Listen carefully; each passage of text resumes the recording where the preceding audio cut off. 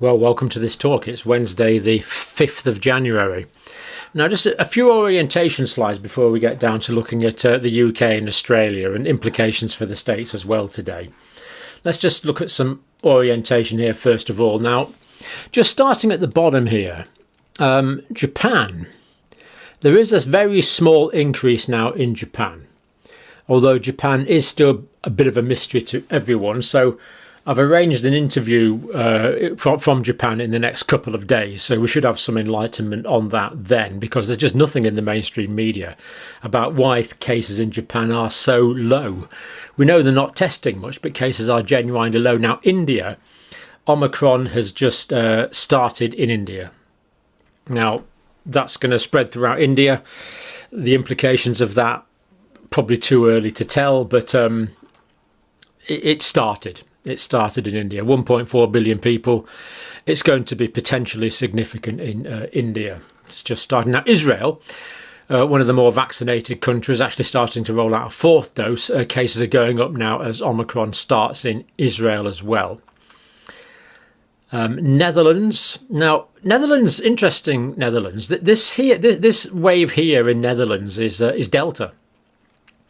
So they've had quite a strict lockdown, got more or less on top of that. But now, this is just the very start, we believe, of their Omicron wave. So cases will be increasing dramatically in Netherlands over the next week or two, as indeed it is in Canada now. And look at Australia. Wow, I mean, what an increase in Australia, just dear me. United States, likewise, we saw the 1 million cases in the day yesterday. Spreading still rapidly throughout the United States, and still got a good couple of weeks of spread to go in the States, and Australia likewise, depending on the part of Australia. But really dramatic Omicron increases. United Kingdom, again, this jiggle in the data here probably isn't real, but again, United Kingdom, Ireland, both highly vaccinated countries, and we see the immune escape, at least in terms of infection, or at least in terms of diagnosed infections, which turn up on these graphs as cases. It really is quite a dramatic graph. Now, next, I think we've got one on hospital. I know this next one's on variants. Now, 96%. Well, the UK is at least 96%, but this is catching up now. The United States again. United States is probably well into the 90s now, at least in most areas. And we saw yesterday that the cases are increasing dramatically in every state. This is all over the United States now. Japan, well, the few cases in Japan do seem to be on Omicron. So it just seems inconceivable that Omicron won't be spreading through Japan. I mean, why wouldn't it? It's spread through everywhere else. Stranger things have happened. We'll keep an eye on it, but hopefully some clarification on that later in the week. Israel, Omicron has, as we've seen, started. Canada, I think Canada's got much higher Omicron than that. India, this is based on very small numbers of samples. And Netherlands, as we've just seen in the graph, it's just got over a Delta wave with quite dramatic restrictions on social mixing. And now Omicron's come around as well. So that's just a little bit on the variants. Now, I think the next one's probably on hospitalizations. Yep. So Israel hospitalizations are low. Netherlands, they've coming down from that Delta wave now, which is good. Australia, they are increasing as we've seen. Ireland, that's the island line there. Rather incomplete data in Ireland. Canada hospitalizations are going up. Now, these lines look steep, but they're still not massive numbers. So that's for example, 100 patients per million. So if you think of a city of 1 million people, you're getting 100 hospitalizations. And from the data from the UK, essentially no increase at all in intensive care. In some of the countries, that is varying a bit. United Kingdom, so the hospitalizations, again, they've gone up dramatically. And there is pressure in areas of the health service now. But again, the pressure is largely due to staff sickness. Just people are off sick. something like 10% of the staff of the health service is off sick. Other areas, it is much higher proportions of people off sick. And I'm afraid the United States, we are seeing still high levels of hospitalisation. It is increasing, but it's been relatively high for some time in the States. They've just gone down from a high up there. And in the States, we have to conclude that there's more comorbidities. Now, there's plenty of obesity in the UK, but there's even more in the United States. I think there's a lot of nutritional factors in the United States where the diet is often not that good, which is surprising for an advanced, rich country like the States, but the diet is often quite poor in the States. Hoping to have more on diet shortly from the COVID symptom tracker data. Some very interesting stuff on diet, actually. So that is just a bit of orientation there. Now, I think I'll just show you a couple of slides from the Office for National Statistics as well. Because there's some really dramatic stuff coming out of here. Really dramatic. I mean, here's the first one. This is for the last week, up to the 31st of December, up to the end of the year. I mean, that is the Omicron increase there. Percentage testing positive, 6% of the country testing positive if we tested everyone in the country. But thankfully hospitalisations staying relatively stable, up a bit as we saw, but this graph puts it in a bit more context than that previous one, so that's good to see. Deaths again, no dramatic increase in deaths, so deaths about the same, hospitalisations about the same, cases up dramatically. And it's not as if the cases have just gone up, because the cases have been going up now really for some time. From mid-December, so this is not translating. This is not translating into high levels of hospitalisation and high levels of death. Slightly increased, yes. High levels, no. In terms of vaccine in the UK, percentage who've received 3 doses of vaccine now 45%. 4 in 10 adults more than have had 3 vaccine doses. This is going to prevent a lot of hospitalisations, of course, as we know. And I use that term advisedly, as we know. We do know this is going to reduce hospitalisations. Probably not going to reduce symptomatic infections that much, but it's going to reduce the severe illness and hospitalisations. We know that. 9 in 10 adults had antibodies, well, over 95%. So very large amount of antibodies, and yet still getting symptomatic infections, still getting asymptomatic infections. The infections and the symptomatic infections are breaking through the antibodies because of the immune escape. And then this parameter, the ONS use, social mixing, stayed about the same at 40. So that's from the Office for National Statistics, as is this. Now what we have here is Omicron and Delta. So let's look at England first of all. Well, obviously Omicron has increased, but Delta has decreased. And this is the projection now that it's decreased even further. The projection now that it's going to increase even further in terms of Omicron. Now, the Office for National Statistics have actually brought this data out a couple of days early, so they do stress it's incomplete, and they will be updating it on Friday. But it's good that they are keeping bang up to date. This really is quite impressive the way they've adapted to this. So England, Omicron up, Delta down, and we can't stress how important this is enough. We do see that the Omicron is displacing Delta. It is outcompeting it, and it is displacing it because the numbers of Delta cases are going down. It's really quite encouraging. And there's the key on top, comparable with Omicron, comparable with Delta. Wales, we see a similar pattern, Omicron up, Delta down. Northern Ireland, similar.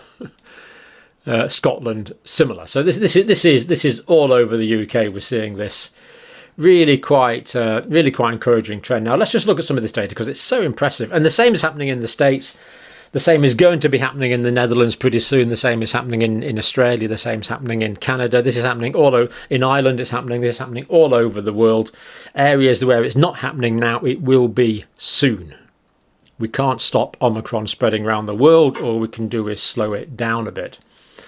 So Office for National Statistics, Quite incredible, really. Estimated 1 in 15 people in England had coronavirus infection in the last week up to the 31st of December, and this information was just released today, 5th of January. So 1 in 15 people in England actually had the infection in that 1 week period.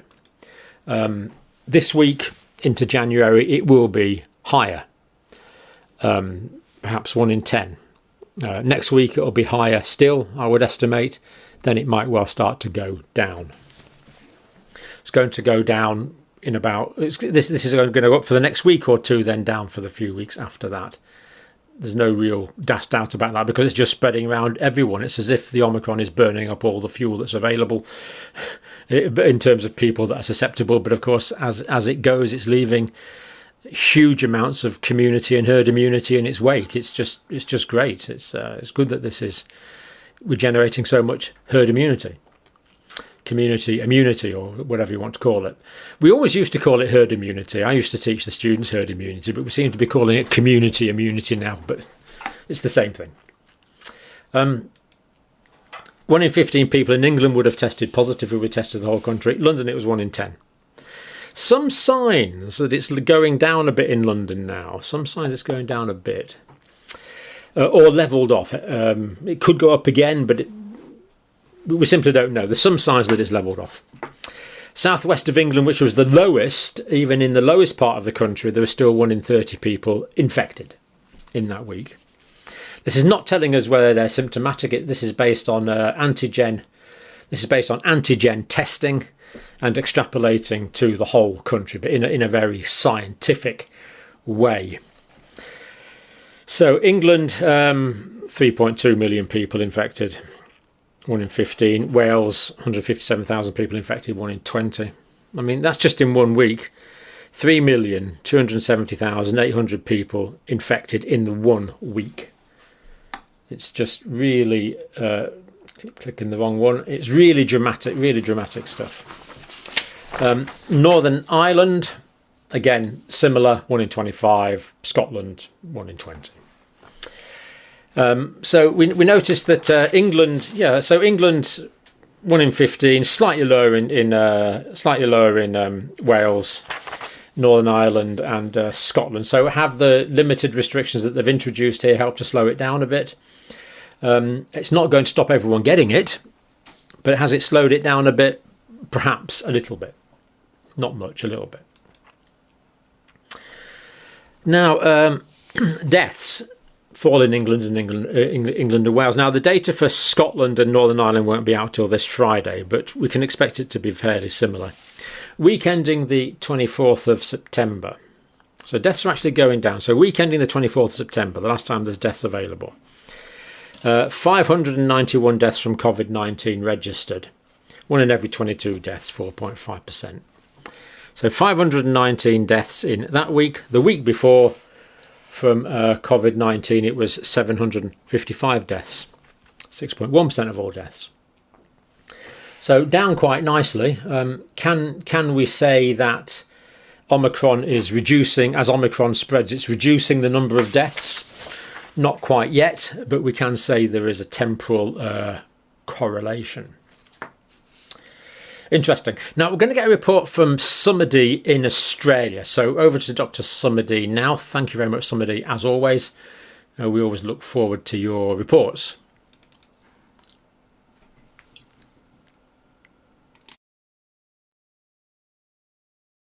Hi, John. I'm Dr. Sumadi Mahen, a general practitioner from Sydney.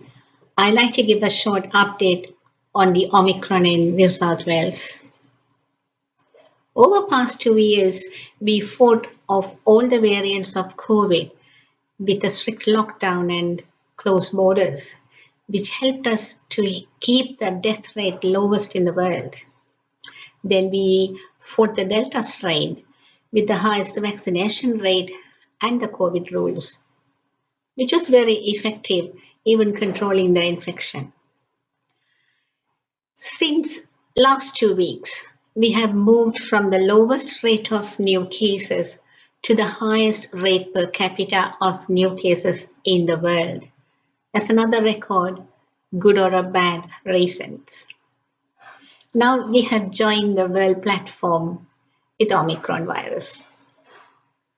In Sydney, we recorded a first known case of Omicron on the 3rd of December 2021, a community transmission, this time a school student.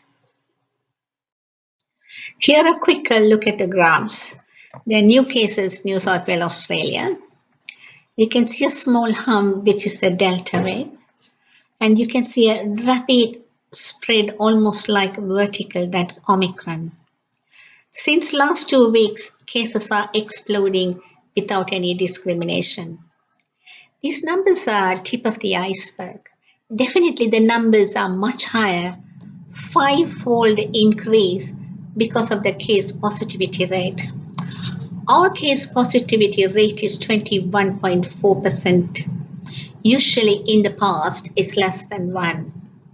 This tells infection in the community is much higher and spreading very fast. People were not able to get the PCR test done because you have to stand in a queue for several hours, and to get the results, it takes days. Even we do the PCR test, our lab is overwhelmed, could not cope up the load. That results delay in delivering the results. So our government introduced a rapid antigen test, those who have contacts without symptoms. Let's see the next slide. Daily new corona cases in Australia. As you can see again, it's a bit Delta variant and again rapid rise in Omicron. This is follows similar curve compared to New South Wales. Here the graph of hospitalization, intensive care and on ventilator. Within the hospital admission, only a fraction of the positive cases, 0.9% in the hospital, and around 50% of them are incidental findings. Even the small proportion of cases in the hospital, but small proportion of the large number of cases, still a large number. More than 60% of the COVID admissions are under 40 years of age. 25% of those needing intensive care admission are also under 40 years of age. Most of the intensive care admissions are Delta variant and unvaccinated patients. ICU admissions are very small, and ventilators, as you can see, a tiny thread line is very, very small. This is a similar slide in a different format. As you can see, the hospitalization rising, and this is an intensive care admissions, and the grey line is the ventilators. New South Wales COVID death rate.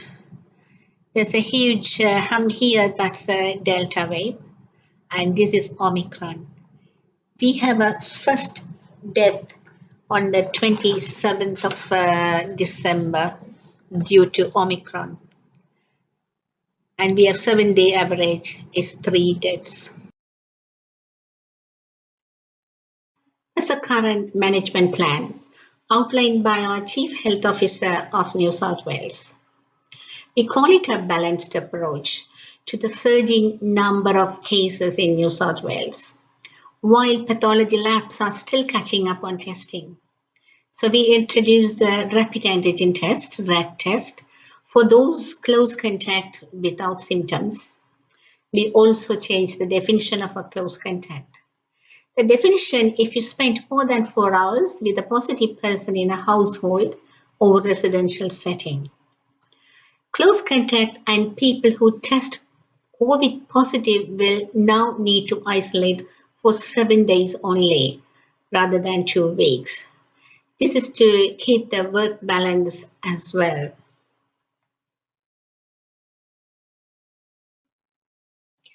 We are in a better position to defend this wave. New South Wales has the highest vaccination rate as an advantage. currently in the warmer summer season with plenty of vitamin D, and we have COVID rules still in place. We are giving a booster dose program. Also, the government have planned to start the vaccination for the 5 to 11-year-old group since January 10, 2022. What will happen to Omicron in Sydney? It's a multiple choice question. Several answers, several possibilities. Will it stay with us endemic? And our children going to be the reservoirs? Will it evolve into the new variant like in France? Will we get herd immunity? Will it act like a polyvalent vaccine? Will we develop long COVID? After all, this illness is not totally a benign illness. Will it be the extinct pathway to COVID-19? And many more possibilities. In my opinion, catching the virus is inevitable. It's a matter of time.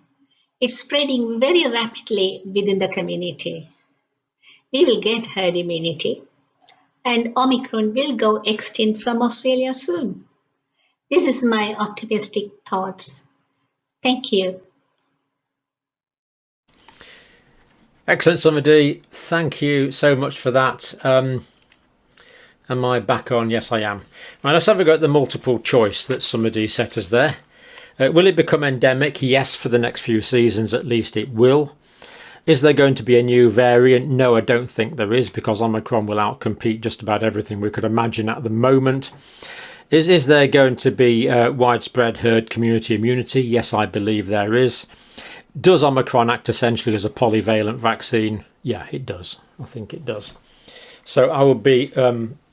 it looks like Australia's got it right again, actually. It really looks like it's got it right again. And the people that are sickest are Delta. So remember, Australia is finishing off with Delta, starting up with Omicron. So from memory, 72% of the people in intensive care in Australia are Delta, not Omicron. So as more people get Omicron and that displaces Delta, we would expect that to start going down. That would be the hope.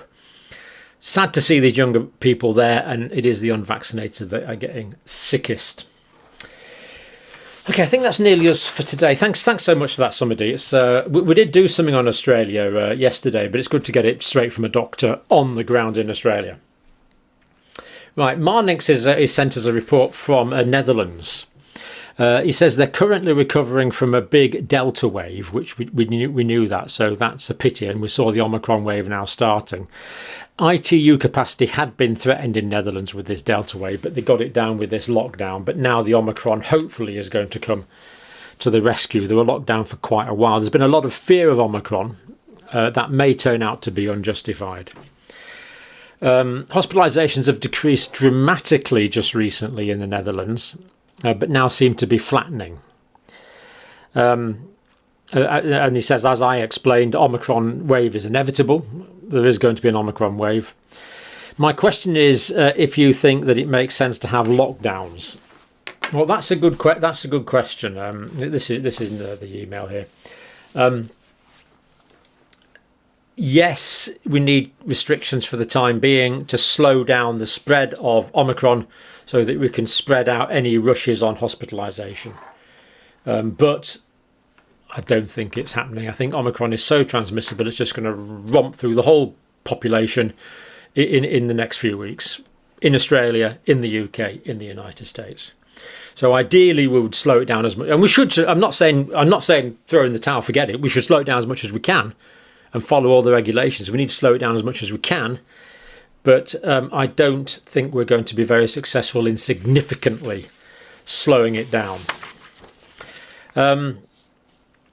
Now, the positivity in Netherlands at the moment is 30% positivity rate. Again, as somebody said, indicating a very high transmission rate. And finally, Ron asks a question about when you're most contagious.